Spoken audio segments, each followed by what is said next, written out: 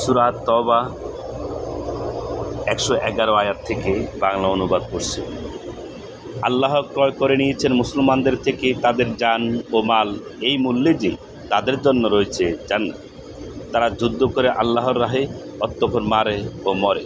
তাওরাত, ইনজিল ও কোরআনে তিনি এই সত্য প্রতিশ্রুতিতে অবিচল। আর আল্লাহর চেয়ে প্রতিশ্রুতি রক্ষা কে অধিক? সুতরাং তোমরা আনন্দিত হও সে লেনদেনের উপর যা তোমরা করছো তার সাথে, আর এ হলো মহান সাফল্য। তারা তওবাকারী, ইবাদতকারী, শুকরগুজার, দুনিয়ার সাথে সম্পর্ক ছেদকারী, রুকু ও সিজদা আদায়কারী, সৎ কাজের আদেশ দানকারী ও মন্দ কাজ থেকে নিবৃত্তকারী এবং আল্লাহর দেওয়া সীমা সমূহের হেফাজতকারী। বস্তুত সুসংবাদ দাও ঈমানদারদের। নবী ও মুমিনদের উচিত নয় মুশরিকদের মাগফিরাত কামনা করে, যদিও তারা আত্মীয় হোক, একথা সুস্পষ্ট হওয়ার পর যে তারা দোজখী।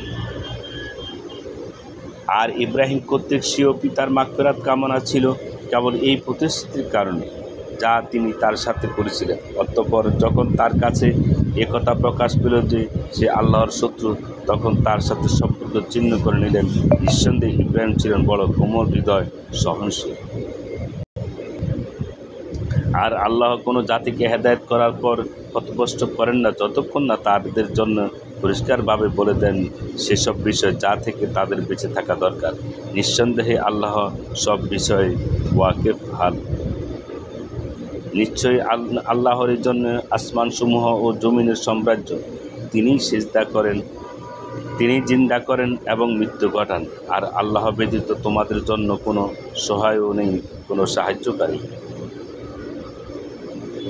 আল্লাহ দায়িত্বশীল নবীর প্রতি এবং মুজাহির ও আনসারদের প্রতি, যারা কঠিন মুহূর্তে নবীর সঙ্গে ছিলেন, যখন তাদের এক দলের অন্তর ফিরে যাওয়ার উপক্রম হয়েছিল। অতঃপর তিনি দয়াপরবশ হন তাদের প্রতি। নিঃসন্দেহে তিনি তাদের প্রতি দয়াশীল ও করুণাময়। এবং অপর তিনজনকে যাদেরকে পেছনে রাখা হয়েছিল, যখন পৃথিবী বিস্তৃত হওয়া সত্ত্বেও তাদের জন্য সংকুচিত হয়ে গেল এবং তাদের জীবন দুর্বিষহ হয়ে, আর তারা বুঝতে পারল যে আল্লাহ ব্যতীত আর কোনো আশ্রয়স্থল নেই। অতঃপর তিনি সদয় হলেন তাদের প্রতি যাতে তারা ফিরে আসে। নিঃসন্দেহে আল্লাহ দয়াময়, করুণাশীল। হে ঈমানদারগণ, আল্লাহকে ভয় করো এবং সত্যবাদীদের সাথে থাকো।